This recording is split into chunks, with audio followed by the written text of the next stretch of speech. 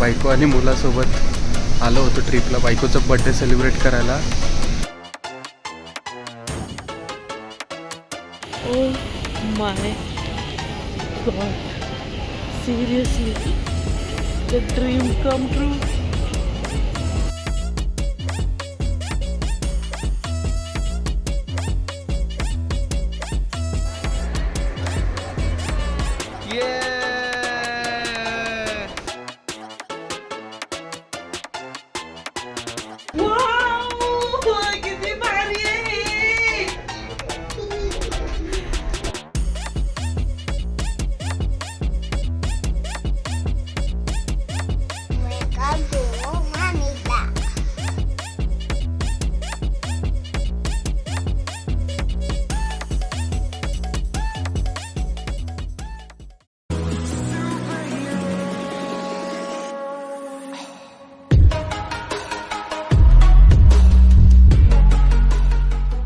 हा प्रवास खास आहे.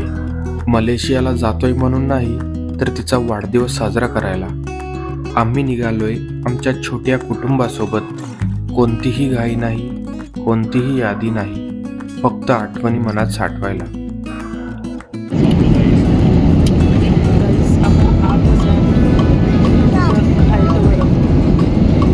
आणि मला माझ्या बर्थडेचं विश मिळालं आहे. 1000 किलोमीटरच्या स्पीडने आणि 4000 मीटर हाईटवर धन्यवाद. लग्नानंतर वाढदिवस बदलतात. आता ते पार्टी बद्दल नसून ते सोबत असण्याबद्दल असतात. Finally immigration done. कसं वाटतंय? आतापर्यंत सिच्युएशन होती घर का ना घाट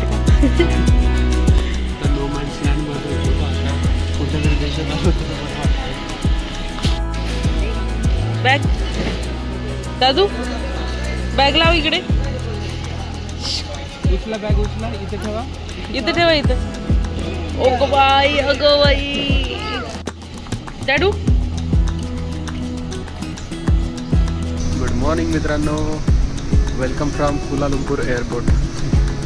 माझी सेकंड इंटरनॅशनल ट्रिप. आज बायको आणि मुलासोबत आलो होतो ट्रिपला बायकोचा बर्थडे सेलिब्रेट करायला. आता जस्ट आमचं इमिग्रेशन कंप्लीट झालं. इमिग्रेशनची पद्धत खूप सोपी होती. आम्ही 2 दिवस आधी एमटॅगचा फॉर्म भरला होता. जसं आपल्याला माहीत असेल मलेशियामध्ये भारतीय लोकांना पर्टिक्युलर व्हिजाची गरज नसते, बट एक एमटॅग म्हणून एक फॉर्म येतो, मलेशियन डिजिटल कार्ड. त्याचं फक्त आपल्याला एंट्री फिल करायला लागते. तर आम्ही 2 दिवसापूर्वी एंट्री वगैरे फिल केली होती. तिकीट बुकिंग वगैरे साधारण 1.5-2 महिन्यापूर्वी बुकिंग केली होती, हॉटेल वगैरे सगळं. आणि आता फायनली आम्ही पोहोचलं. इमिग्रेशन कंप्लीट झालं आहे आपलं कुलालंपूरमध्ये. आता मस्त आठवडाभर आहे, आपण मस्त एन्जॉय करणार आहे कुलालंपूर. सगळे टुरिस्ट प्लेसेस व्हिजिट करणार, फुल एन्जॉय, फुल धमाल करणार आहे. नक्की आपला व्हिडिओ शेवटपर्यंत बघत राहा आणि आपल्या चॅनलला सबस्क्राईब करायला विसरू नका. पहिला दिवस म्हणजे सवय लावून घेणं, सेटल होणं, नवीन देश, नवीन वेळ आणि आमचं छोटू ट्रॅव्हलर सगळं कुतूहलाने बघतोय.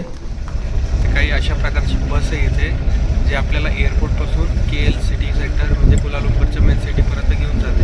आणि त्याचं अडल्टचं तिकीट जसं सांगितलं मी 15 ringgit for adult and 10 ringgit for child. एअरपोर्टच्या बेसमेंटमध्ये असलेल्या बस स्टेशनमधून आम्ही KL सेंट्रलचं तिकीट काढलं. एअरपोर्टवर जसं सगळंच महाग असतं तसंच लोकल सिम आणि करन्सी एक्सचेंजचा रेट खूप महाग वाटला. म्हणून आम्ही KL सेंट्रलमध्ये जाऊन तिथेच लोकल सिम आणि करन्सी एक्सचेंज केलं. बसचं तिकीट आम्ही ग्लोबल कार्डचा वापर करूनच काढलं.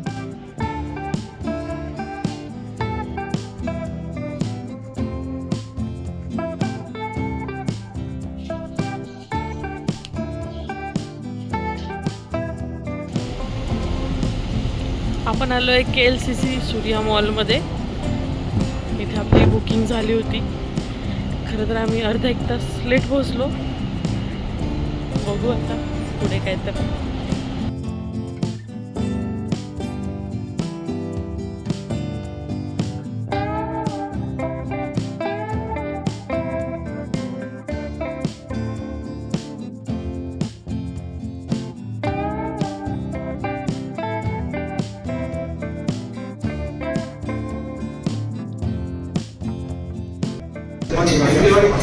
आत्ता आम्ही आलो आहे कुलालंपूर ट्विन्स टॉवरच्या एक जॉईनिंग ब्रिजवर, जो ब्रिज 41व्या मजल्यावर आहे आणि जे ट्विन टॉवरचे दोन्ही टॉवर आहेत त्यांना जोडण्याचं काम करतो. दोन्ही साईडचे व्ह्यू एवढे भारी, एवढे अप्रतिम आहेत आणि इथल्या उंचच उंच बिल्डिंग, स्काय स्क्रेपर्स, त्यातून खाली छोट्या छोट्या दिसणाऱ्या गाड्या, रस्ते आणि ते खाली एक जे पार्क आहे तिथे आपण जाणार आहोत थोड्या वेळाने, जिथे संध्याकाळी फाउंटन शो वगैरे होत असतो. एवढं भारी दिसतोय व्ह्यू यावरच्या 41व्या मजल्यावर असलेल्या ब्रिजवरून. एक number. Travel 86, so here we go approximately 15 minutes here and we will call you back according to your calendar.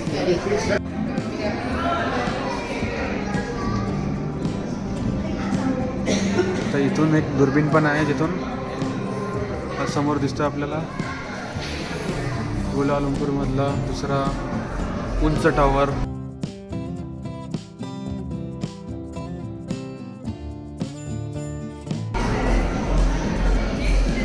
आणि हा केल सिटीचा व्ह्यू 86व्या मजल्यावरूनचा.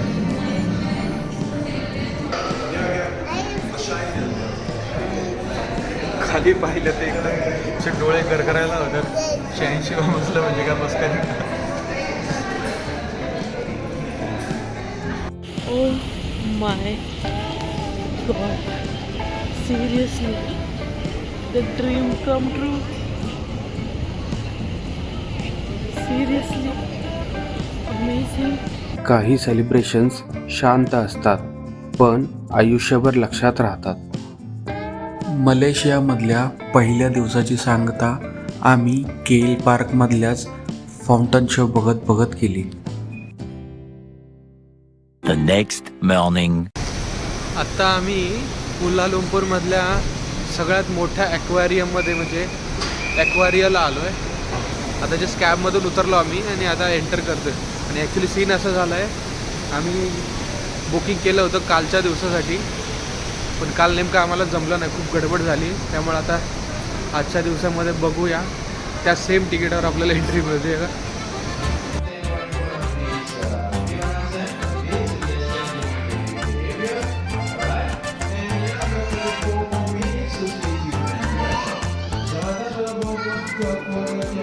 फिश पकड.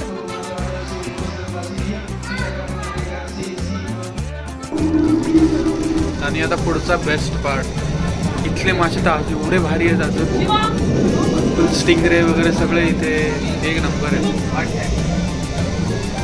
आला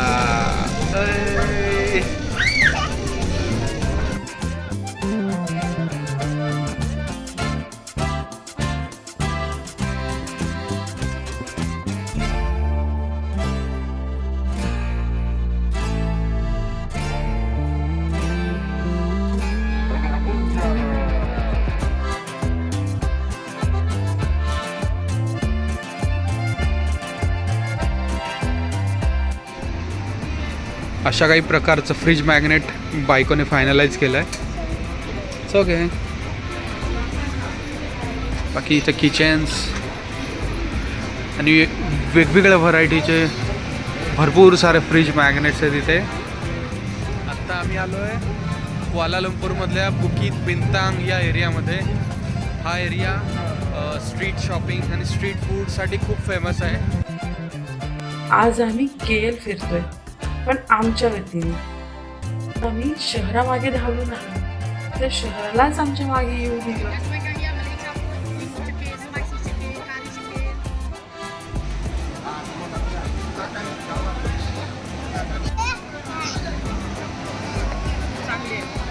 घरात चांगली आहे मनापासून का खर्च झाला जास्त म्हणून.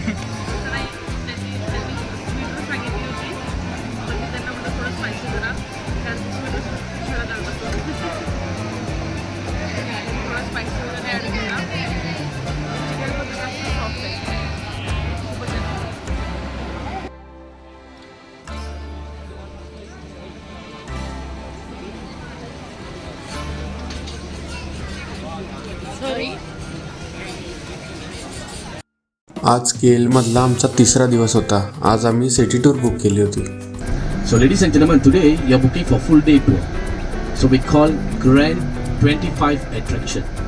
So 25 attraction, we got a lot of stops, lot of buildings, and lot of gardens we are passing. तर सिटी टूरमध्ये आम्ही टोटल 25 ठिकाणं कवर करणार होतो.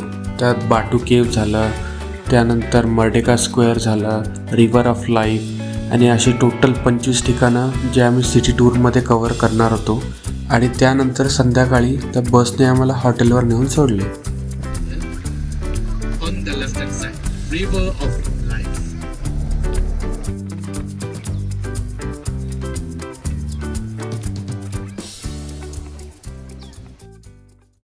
चौथ्या दिवसाची सुरुवात KL सेंट्रल बस स्टेशन पासून झाली.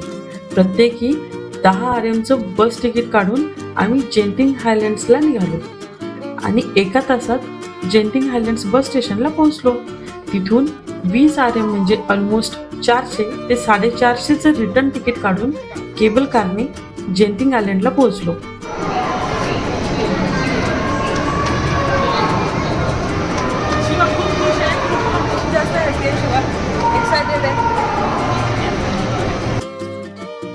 जेंटिंग आयलँड म्हणजे मुलांसाठी एक ॲडव्हेंचर आणि आमच्यासाठी थंड विश्रांती.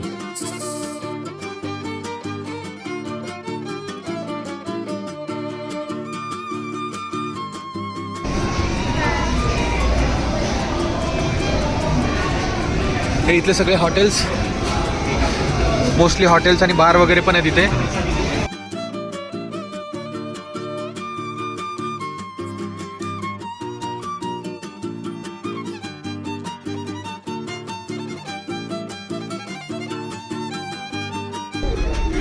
एक नंबर भाई, स्नो वर्ल्ड पण किती भारी आहे. नेक्स्ट टाइम केलं आपण.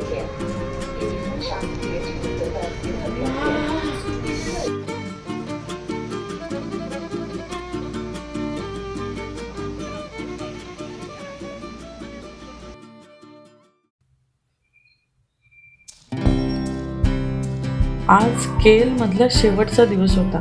आजचा दिवस फक्त रिलॅक्स फॅमिली टाईम आणि शॉपिंगसाठी रिझर्व ठेवला होता, कारण रात्री रिटर्न फ्लाईट होती. आम्ही सकाळी निवांत उठून फ्रेश होऊन हॉटेलमधल्या स्विमिंग पूलमध्ये एन्जॉय केला. खूप आनंद लुटला. फ्रेश होऊन शॉपिंगसाठी सेंट्रल मार्केटला चायना टाउनला गेलेलो.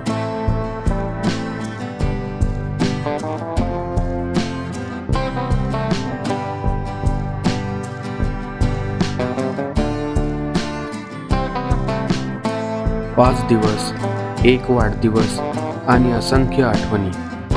लहान मुलांसोबतचा प्रवास संयम शिकवतो आणि कुटुंबासोबतचा प्रवास कृतज्ञता.